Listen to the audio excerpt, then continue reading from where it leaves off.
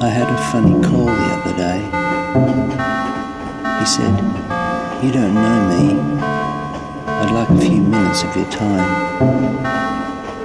I'm not trying to sell you anything. Just give me 2 minutes, okay?" Well, I had 2 minutes. I was waiting for the coffee to brew, and I thought, what the hell? He said, "We've never met, but I've been interested in your work for years." Perhaps it was the flattery. I'd had a lot of rejections recently, and the ego was in need of some neck and shoulder work. He mentioned something I performed years ago before a small audience in another city.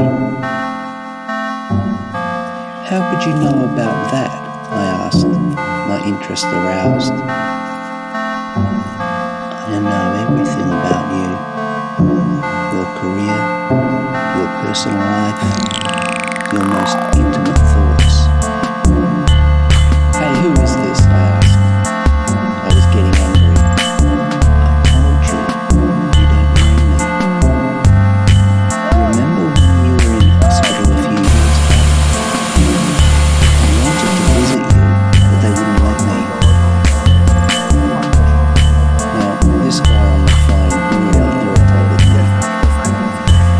I'd already worked out that it wasn't one of my so-called friends trying to hoax me. But I was curious, and I wanted to know more. "Can we meet?" It slipped out before I really considered the implications. "You don't want that," he said. "We can never meet. You can't see my face. At least, you can, but only once. We've never met, but you know me. My name is Death." Just the one name. I have no family. I have no friends. I just wanted to touch base. We'll chat quite a lot over the next few years. And one day, we'll meet. Take care.